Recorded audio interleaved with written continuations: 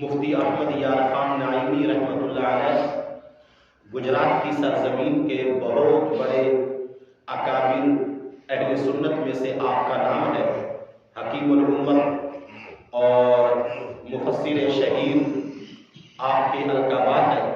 ان کی زندگی کے چند واقعات آپ کے سامنے بیان کرنا ضروری ہے۔ یاد رکھیں، مفتی احمد یار خان نعیمی صاحب 1894 میں اتر پردیش یعنی یو پی کے ایک ضلع بدایون اور اس کے ایک اجھیانہ محلے میں پیدا ہوئے۔ آپ کے والد صاحب کا نام مولانا محمد یار خان ہے اور وہ ایک امام مسجد تھے اور فارسی کی کتابیں پڑھاتے تھے۔ آپ کی جتنی بھی درسیات تھیں وہ فارسی کی تھیں۔ مفتی احمد یار خان نعیمی رحمۃ اللہ علیہ آپ کے پیدا ہونے سے پہلے آپ کی 5 بہنیں ہیں، یعنی مولانا محمد یار خان صاحب پہلی بیٹی پیدا ہوئی، دوسری بیٹی، تیسری، چوتھی اور 5ویں۔ تو ایک دن اللہ کی بارگاہ میں رو کر دعا کرنے لگے کہ باری تعالیٰ، بیٹیاں بھی اولاد ہیں، لیکن اگر تو بیٹے کی اولاد مجھے عطا فرمائے تو میں وعدہ کرتا ہوں کہ میں اپنے بیٹے کو دین کی خدمت کے لیے پوری زندگی ان کو وقف کر دوں گا۔ اب یہ منت مان لی تو رب ذوالجلال نے آپ کو بیٹا عطا فرمایا، نام رکھا گیا احمد یار خان۔ 1894 میں مفتی احمد یار خان نعیمی کی پیدائش ہوئی۔ بات کو چونکہ مختصر کرنا ہے، مفتی احمد یار خان نعیمی آپ کا جو تعلیمی سلسلہ ہے اس کو 5 حصوں میں تقسیم کیا جاتا ہے۔ شروع میں تو آپ نے اپنے والد صاحب سے پڑھنا شروع کیا اور فارسی اور قرآن پاک اور جو بنیادی کتابیں ہیں وہ اپنے والد صاحب سے پڑھی، اور پھر بدایون جو آپ کا شہر تھا اس شہر میں چلے گئے اور وہاں پر آپ نے حضرت علامہ قاری قدیر بخش بدایونی 3 سال ان سے پڑھا۔ اسی طرح کر کے پھر آپ علی گڑھ،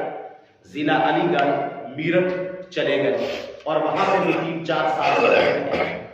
لیکن آپ کی زندگی کا جو انتہائی اہم موڑ ہے وہ ہے آپ کے تعلیمی کیریئر کا چوتھا حصہ، یعنی کہ آپ کی جو قسمت ہے وہ آپ کو خلیفہ اعلیٰ حضرت صدر الافاضل مفتی سید نعیم الدین مراد آبادی، جنہوں نے کنز الایمان کا حاشیہ لکھا ہے، مفتی سید نعیم الدین مراد آبادی رحمۃ اللہ علیہ، ان کے در دولت پر لے آیا۔ مفتی احمد یار خان نعیمی جامعہ نعیمیہ مراد آباد میں کس طرح پہنچے؟ آپ کے چچا کے بیٹے مراد آباد میں کام کرتے تھے اور وہ چھٹی گئے گھر، اور انہوں نے احمد یار خان اپنے پتریر چچا کے بیٹے کو مجبور کیا کہ آپ ہمارے ساتھ مراد آباد جائیں، اور وہاں پہ ایک بہت بڑا جامعہ ہے، جامعہ نعیمیہ، تو آپ وہاں پر پڑھیں۔ اس مدرسے کی بڑی مشہوری ہے اور وہاں پہ استاد بہت اچھی ہیں۔ المختصر مولانا محمد یار خان ان سے اجازت لے کر جو کزن ہے وہ اپنے کزن کو یعنی کہ پتریر اپنے پتریر مفتی احمد یار خان کو لے کر مراد آباد آ گئے۔ وہ ڈیوٹی پہ چلے گئے اور مفتی احمد یار خان نعیمی رحمۃ اللہ علیہ ان کی ملاقات صدر الافاضل خلیفہ اعلیٰ حضرت مفتی سید نعیم الدین مراد آبادی رحمۃ اللہ علیہ سے ہوئی، جو اس جامعہ کے ہیڈ تھے اور بانی تھے۔ تو مفتی احمد یار خان نعیمی رحمۃ اللہ علیہ سے جب اظہار کیا کہ میں آپ کے مدرسے میں داخلہ لینا چاہتا ہوں، تو انہوں نے کہا کہ تم کہاں تک پڑھے ہوئے ہو؟ تو بتایا کہ میں اتنا کچھ جو ہے وہ پڑھ چکا ہوں۔ تو مفتی احمد یار خان نعیمی سے جس وقت سید نعیم الدین مراد آبادی نے ان کے پڑھے ہوئے سے سوالات کیے تو آپ نے ایک جواب بھی غلط نہ دیا، سارے جواب صحیح دیے۔ تو مفتی سید نعیم الدین مراد آبادی رحمۃ اللہ علیہ بڑے محظوظ ہوئے کہ بندہ بڑا قابل ہے، حتیٰ کہ مفتی سید نعیم الدین مراد آبادی نے داخلہ دے دیا۔ مفتی احمد یار خان نعیمی رحمۃ اللہ علیہ پڑھنا شروع ہو گئے، لیکن مفتی سید نعیم الدین مراد آبادی مناظر بھی تھے، مبلغ بھی تھے، خطیب بھی تھے، اور اس کے ساتھ ساتھ تحریر و تصنیف کا کام بھی کرتے تھے، اور دینی اور ملی خدمات بھی تھی، تو ناغہ ہو جاتا تھا۔ اب کلاس اگر مس ہو جائے تو شاگرد خوش ہوتا ہے، لیکن مفتی احمد یار خان نعیمی رحمۃ اللہ علیہ جب انہوں نے یہ دیکھا کہ آئے دن استاد غائب ہوتا ہے اور آئے دن کلاس مس ہو جاتی ہے، انہوں نے جامعہ نعیمیہ مراد آباد کو چھوڑنے کا ارادہ کر لیا۔ تو جس وقت پرنسپل کو پتا چلا، آپ کو معلوم ہے سکول کا جو طالب علم ہونہار ہوتا ہے اور جو قابل طالب علم ہوتا ہے، تو استاد اس طالب علم کو لینے کے لیے والدین کے پاس چلے جاتے ہیں اور گھر تک آ جاتے ہیں کہ اپنا بچہ جو ہے وہ، کیونکہ ان کو پتا ہوتا ہے اس بچے کے پڑھنے سے اور اس کی قابلیت کی وجہ سے جہاں اس کا اپنا نام روشن ہوگا، اس کے خاندان کا نام روشن ہوگا، تو وہیں ہمارے ادارے کا نام بھی روشن ہوگا۔ تو مفتی سید نعیم الدین مراد آبادی کو جس وقت پتا چلا کہ احمد یار خان مدرسہ چھوڑنے کا فیصلہ کر چکا ہے، انہوں نے وجہ پوچھی، تو احمد یار خان نعیمی رحمۃ اللہ علیہ وہ شاگرد اور وہ ایسے طالب علم تھے، ان کے دل میں پڑھنے کی اتنی لگن تھی اور اتنا پیار تھا، انہوں نے کہا جی آپ آئے دن غائب ہوتے ہیں، تو میں تو آپ کی وجہ سے اس مدرسے میں داخلہ میں نے لیا، اور بدایون سے مراد آباد کا سفر میں نے آپ کے مدرسے کی شہرت کو سن کے میں نے یہاں کا سفر کیا، تو اگر آپ نے ہی غائب ہونا ہے تو پھر میری پڑھائی کا حرج ہے۔ حتیٰ کہ مفتی سید نعیم الدین مراد آبادی رحمۃ اللہ علیہ نے وعدہ کیا مفتی احمد یار خان نعیمی رحمۃ اللہ علیہ سے، آج کے بعد میری پڑھائی کا حرج نہیں ہوگا، لیکن تم جامعہ چھوڑ کے نہیں جاؤ گے۔ اس وقت جو پورے ہندوستان میں سب سے بڑے چوٹی کے استاد تھے، ان کو کہا جاتا تھا امام معقولات حضرت علامہ مولانا مفتی قاری مشتاق احمد کانپوری رحمۃ اللہ علیہ، اور یہ بھی اعلیٰ حضرت امام احمد رضا خان فاضل بریلوی رحمۃ اللہ علیہ کے خلیفہ تھے۔ ان کو دعوت دی، وہ اس وقت کانپور میں ہوتے تھے، تو سید نعیم الدین مراد آبادی نے اس ایک بندے کو پڑھانے کے لیے، کیونکہ جو اکابر ہوتے ہیں جن کی سوچ بڑی ہوتی ہے اور جو دل کی آنکھیں رکھتے ہیں، ان کو پتا ہوتا ہے کہ کون سا طالب علم آنے والے وقت میں کیا بنے گا، تو انہوں نے اپنے جامعہ نعیمیہ میں اس مفتی احمد یار خان نعیمی رحمۃ اللہ علیہ کی تعلیم کے لیے اور ان کو پڑھانے کے لیے علامہ مشتاق احمد کانپوری کا انتخاب کیا، جو اس وقت عقلی علوم میں امامت کا درجہ رکھتے تھے۔ حتیٰ کہ حضرت علامہ مشتاق احمد کانپوری انہوں نے سید نعیم الدین مراد آبادی رحمۃ اللہ علیہ کی دعوت کو قبول کیا اور جامعہ نعیمیہ آئے۔ اب شاگرد کے ذہن میں بھی یہ ہے کہ استاد صرف میرے لیے منگوایا گیا، اور استاد کے ذہن میں بھی یہی ہے کہ جس طالب علم کو پڑھانے کے لیے کانپور سے مجھے مراد آباد بلایا گیا ہے وہ یہ ایک طالب علم ہے۔ تو علامہ مشتاق احمد کانپوری رحمۃ اللہ علیہ کی نگرانی میں مفتی احمد یار خان نعیمی رحمۃ اللہ علیہ جو ہے وہ تدریس کے مراحل طے کرتے رہے، پڑھتے رہے، اور پھر سید نعیم الدین مراد آبادی رحمۃ اللہ علیہ کی اجازت سے علامہ مشتاق احمد کانپوری اس اپنے شاگرد کو اپنے ساتھ لے گئے اور ایک دوسری جگہ پر جو ہے وہ پڑھنا شروع کیا، حتیٰ کہ 19 سال کی عمر میں، 19 سال کی عمر میرے خیال میں، حافظ صاحب آپ کی کتنی عمر ہے؟ 17، یہ طلع کی 17 سال، یعنی اس سے 2 سال اوپر، اور یہ بچہ بھی صرف حافظ ہے، لیکن مفتی احمد یار خان صاحب 19 سال کی عمر میں حافظ قرآن بھی ہو گئے، قاری قرآن بھی ہو گئے، درس نظامی فاضل عربی بھی ہو گئے، اور فارسی کی درسیات بھی، اور 19 سال کی عمر میں مناظرہ بھی کر لیا، 19 سال کی عمر میں ایک تصنیف کتاب بھی لکھ لی، اور 19 سال کی عمر میں شیخ الحدیث بھی بن گئے۔ 19 سال کی عمر میں، یعنی کہ اس بچے سے 2 سال اوپر 19 سال کا بندہ ہوتا ہے، تو پتا چلا رب ذوالجلال جن کو غیر معمولی صلاحیتیں عطا فرماتا ہے اور جن سے آنے والے وقت میں قوم کی خدمت کا اور دین کی خدمت کا رب ذوالجلال کام لیتا ہے۔ حالانکہ جو آپ کے والد محترم ہے نا مفتی احمد یار خان نعیمی رحمۃ اللہ علیہ کے، وہ انتہائی غریب آدمی تھے، اور وہ پورے طریقے سے بچوں کا پیٹ بھی پال سکتے تھے، لیکن اس کے باوجود مفتی احمد یار خان نائمی رحمت اللہ علیہ المختصر آپ کی جب تدریس مکمل ہو گئی، یعنی کہ پڑھنے کا سلسلہ جب آپ کی تعلیم مکمل ہو گئی تو پڑھایا۔ آپ کے شاگردوں میں پتہ کون کون سے لوگ ہیں؟ کچھ کے نام آپ نے سنے ہوں گے۔ پیر سید محمد جلال الدین شاہ رحمت اللہ علیہ بھکھی شریف والے، اس طرح آپ کو سمجھ نہیں آئے گی، یہ وہ پیر سید جلال الدین شاہ صاحب ہیں جن کے آگے مریدوں اور شاگردوں میں ڈاکٹر محمد اشرف آصف جلالی صاحب جیسے بندے ہیں۔ اب آپ حساب لگائیں کہ اس وقت یعنی اہل سنت کے پاس اگر کوئی سب سے بڑا عالم دین ہے دلائل کے میدان میں، کہ جو دلائل کی روشنی میں اہل سنت کے نظریات کا پوری دنیا میں دفاع کر سکتا ہے، یعنی کہ 8 گھنٹے رافضیت کے مقابلے میں اور کئی گھنٹوں پہ مشتمل کئی قسطوں میں عقیدہ توحید سیمینار اور غائبانہ نماز جنازہ سیمینار، اور اس کے بعد ہر محاذ پہ جس بندے نے ڈٹ کر اہل سنت کی نظریاتی سرحدوں کی حفاظت کی، وہ غازی ممتاز قادری صاحب رحمت اللہ علیہ کا معاملہ ہو، وہ تحریک تحفظ ناموس رسالت کا معاملہ ہو، وہ کاروان عشق رسالت کا معاملہ ہو،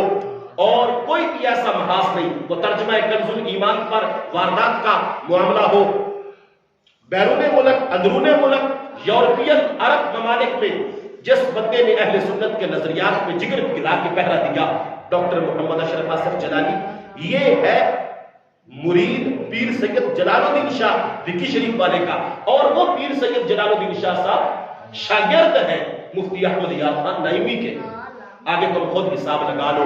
کہ مفتی احمد یار خان نائمی رحمت اللہ علیہ کس پائے کا بندہ ہوگا۔ اور دوسرا نام میں بتاتا ہوں ان کے شاگردوں میں، شیخ القرآن غلام علی اکاڑی صاحب، یہ جامعہ حنفیہ اشرف المدارس اکاڑے والے، یہ ان کے شاگرد ہیں مفتی احمد یار خان نائمی کے۔ اور تیسرا نام میں آپ کو بتاتا ہوں، پیر مفتی محمد اسلم قادری مراڑیاں شریف گجرات والے۔ تو یہ چند بڑے بڑے، اور ایک نام مفتی محمد حسین نائمی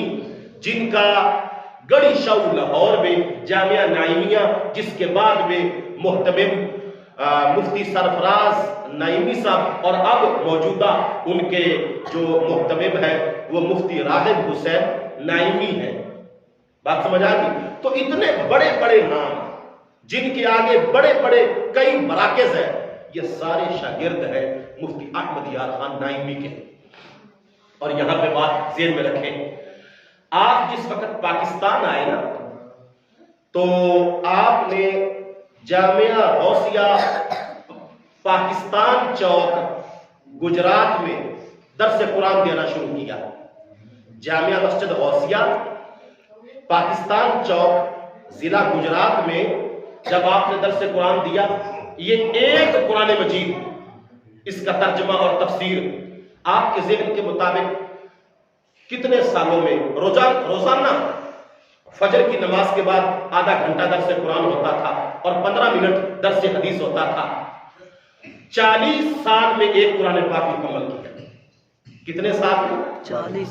40 سالوں میں۔ اور یہاں پہ اس بات کو ذہن میں رکھیں کہ آپ کا درس قرآن سننے کے لیے فجر کی نماز کے بعد، حالانکہ فجر کے وقت بندہ کافی پہنچ سکتا ہے کہ اگر رات کو سفر شروع کیا جائے 50 میلوں سے، 40 30 میلوں سے لوگ چل کر مفتی احمد یار خان نائمی رحمت اللہ علیہ کا جامعہ مسجد غوثیہ پاکستان چوک گجرات میں نماز فجر میں شامل ہوتے تھے کہ مفتی صاحب کا قرآن کا درس سننا ہے۔ بات سمجھ آئے؟ ایک آپ نے قرآن پاک مکمل کیا 40 سال مسلسل درس دینے کے بعد، اور دوسرا قرآن پاک مکمل نہیں ہوا تھا، پھر دوبارہ شروع کر دیا، حتیٰ کہ 1971 میں آپ فوت ہو گئے۔ 1900 آپ کے مدینہ شریف کے دل کو بھا جانے والے 3 واقعات آپ کی خدمت میں پیش کرتا ہوں۔ آپ نے 7 مرتبہ حرمین طیبین طاہرین کی زیارت کی۔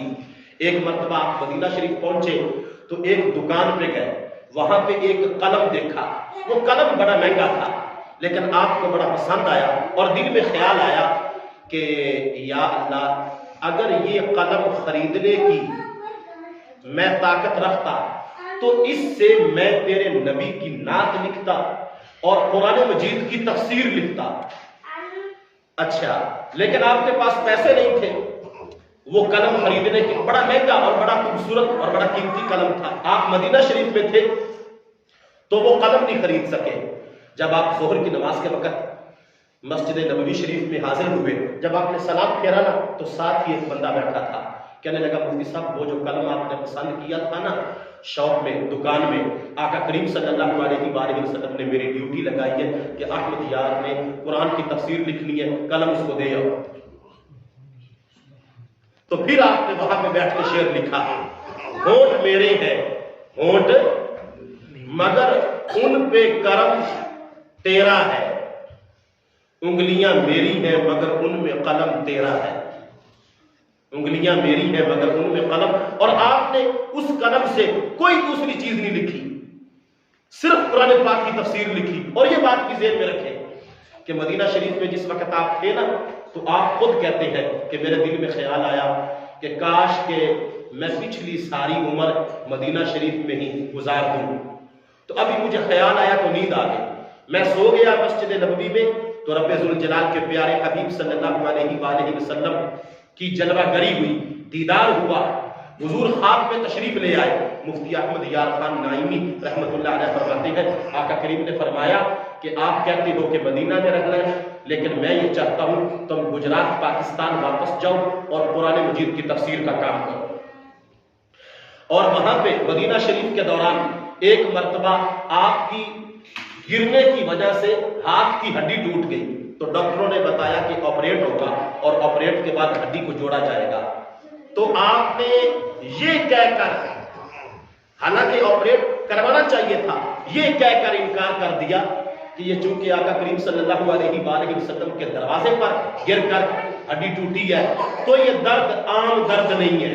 میں پوری زندگی اس کو سینے سے لگا کے رکھوں گا۔ آپ ہاسپٹل سے باہر آئے، درد آپ کا ختم ہو گیا اور پوری زندگی وہ ہڈی جڑی نہیں، لیکن کبھی بھی آپ کو دوبارہ اس ٹوٹی ہوئی ہڈی کی تکلیف محسوس نہیں ہوئی۔ مفتی احمد یار خان نائمی رحمت اللہ علیہ عام بندہ نہیں، لیکن آج افسوس ہے ہم لوگوں کو ہالی ووڈ لالی ووڈ کی ایکٹروں اور ان کے وہ سارے جو تماشبین، ان کے سب نام ہماری نئی نسل کو آتے ہیں۔ ادھر کسی بچے سے آپ اس کو کھڑا کر کے پوچھ لیں، اس کا ماضی پوچھ لیں، قوم کے بارے میں پوچھ لیں، وطن کے بارے میں پوچھ لیں، مذہب کے بارے میں پوچھ لیں، اہل سنت کے نظریات کے بارے میں پوچھ لیں، اکابرین اہل سنت کے بارے میں پوچھ لیں، خدمات دینیہ جن کی وجہ سے آج ہم لوگ یہ زندگی گزار رہے ہیں، شاید کہ کسی ایک کو کسی اکا دکا ایک کا نام آتا ہو، چھوٹے تو چھوٹے ہیں، بڑوں کو بھی نہیں آتا ہوگا۔ بلکہ میں نے بھی اپنی پوری زندگی میں یہ موضوع جو رکھا مفتی احمد یار خان نائمی رحمت اللہ علیہ کی دینی خدمات، ان کی سوانح حیات، تو میں موضوع رکھنے کو تو رکھ بیٹھا، لیکن جب رات کو میں نے دیکھا کہ صبح کون سا موضوع ہے تو میری لائبریری میں ان کی زندگی پر کوئی کتاب ہی نہیں تھی۔ تو پھر میں نے وہ لاہور ایک بندے کو فون کیا، دوست کو، میں نے کہا یار مفتی احمد یار خان نائمی رحمت اللہ علیہ کی دینی خدمات اور سوانح حیات کا موضوع میں رکھ چکا ہوں، لیکن میرے پاس تو ان کی زندگی اور دینی خدمات کے بارے میں کوئی لٹریچر نہیں ہے، تو صبح میں نے موضوع بیان کرنا ہے۔ اس نے کہا اب تو رات کے 12 بج رہے ہیں۔ میں نے کہا تم ایسے کرو، سرچ کرو، PDF فائل مجھے بھیجو، میں رات کو پڑھ کے تیاری کر کے صبح موضوع بیان کر دوں گا۔ یعنی کہ ہمارا یہ حال ہے تو قوم کا کیا حال ہوگا کہ جن کا کتاب کے ساتھ تعلق ہی نہیں۔ بات سمجھ آ گئی؟ آپ نے تدریس کے ساتھ ساتھ، درس قرآن کے ساتھ ساتھ آپ کی دینی خدمات میں ایک خدمت یہ بھی ہے کہ آقا کریم صلی اللہ علیہ وآلہ وسلم نے جو آپ کی قرآن مجید پر کام کرنے کی ڈیوٹی لگائی، آپ نے 11 جلدوں میں تفسیر قرآن، تفسیر نائمی کے نام سے لکھی۔ کتنی جلدوں میں؟ اچھا یہ نامکمل ہے، یعنی کہ ابھی چل رہا تھا تفسیر کا کام، لیکن آپ اللہ کو پیارے ہو گئے۔ اور یہاں پہ بھی ایک بڑا دلچسپ واقعہ ہے، جب آپ پارہ نمبر 11 میں پہنچے نا اور پارہ نمبر 11 کی آیت نمبر 61 پہ پہنچے. سورہ یونس کی آیت نمبر 61 تک قرآن پاک کی تفسیر آپ نے کر لی. 11 جلدیں ہو گئی. آپ کو خواب میں دوبارہ آقا کریم صلی اللہ علیہ وآلہ وسلم کی زیارت ہوئی. آقا کریم صلی اللہ علیہ وآلہ وسلم نے فرمایا احمد یار آپ کا زندگی کا ٹائم پورا ہو گیا. زندگی کا ٹائم پورا ہو گیا. تو مفتی احمد یار خان نائمی رحمۃ اللہ علیہ فرماتی ہے کہ میں نے عرض کیا یا رسول اللہ میں تیار ہوں, میرا ٹائم پورا ہو گیا, میں بالکل تیار ہوں جانے کے لیے. یہ جو آیت نمبر 62 ہے نا 62 سورہ یونس کی, اور پتہ ہی وہ آیت نمبر 62 کون سی؟ الا ان اولیاء اللہ لا خوف علیہم ولا هم یحزنون. اس کی مجھے تفسیر لکھنے کا موقع عطا فرما دے. تو مفتی احمد یار خان نائمی فرماتے ہیں کہ آقا کریم صلی اللہ علیہ وآلہ وسلم نے خواب میں فرمایا جاؤ احمد یار 3 مہینے تمہیں ٹائم دیا جا رہا ہے. اور بالکل 3 مہینے کے بعد مفتی احمد یار خان نائمی 3 رمضان المبارک لاہور کے ایک ہاسپٹل میں سن 1971 کو بالکل 3 مہینے پورے ہو چکے تھے آپ کے بیان کیے ہوئے واقعہ کے مطابق, اور بالکل آپ نے سورہ یونس کی آیت نمبر 62 نمبر لکھ لی تھی. اس کی تفسیر آپ رب ذوالجلال کو پیارے ہو گئے. یہ ہوتا ہے اللہ کے ولیوں کا کمال. اس وقت کے عالم دین اور آج کے عالم دین آپ کی علم المیراث پہ بڑی بہترین کتاب ہے, اور آپ کی جو ہے مذاہب باطلہ اور فرقہ واریت کی لعنت کے رد میں ایک بڑی بہترین کتاب ہے ٹو دی پوائنٹ جال حق جال, اور ایک آپ کی تفسیر ہے تفسیر نائمی 11 جلدوں میں, اور پھر تدریس کے ساتھ درس قرآن کے ساتھ ڈی ڈی اور ملی خدمات کے ساتھ آپ کی تصانیف میں ایک شرح ہے جس نے آپ کو پوری دنیا میں مشہور کروایا, اور وہ ہے مشکات شریف کی شرح 8 جلدوں میں میرات المناجیر. یہ آپ کا حدیث پہ کام ہے. ایک مرتبہ آپ کے دل میں خیال پیدا ہوا کہ خواتین اسلام کی طرف بڑی تھوڑی آتی ہیں, کہ مرد تو پھر بھی آ جاتے ہیں, عورتوں میں علم کا بڑا فقدان ہے, عورتیں حدیث نہیں پڑھتی, عورتیں قرآن کے علم سے بڑی دور ہے. تو آپ نے فوری طور پہ اہتمام کیا, اپنی بڑی بہو اور اپنی چھوٹی صاحبزادی کو 4 سال میں گرامر, منطق, بلاغت, عربی بول چال, بخاری شریف, مشکات شریف, قرآن کی تفسیر 4 سال میں گھر کے اندر ایک مخصوص کمرے میں انتظام کر کے ان کو خود پڑھایا. پھر آگے لوگوں کی بیٹیوں کو گھر کے اندر جگہ دے کر, اور ایک بہت بڑے پیمانے پہ اس کا بڑا فائدہ ہوا. آپ نے خواتین کی تعلیم میں بھی اپنا کردار ادا کیا. پہلے خود اپنی بہو کو اور اپنی جو ہے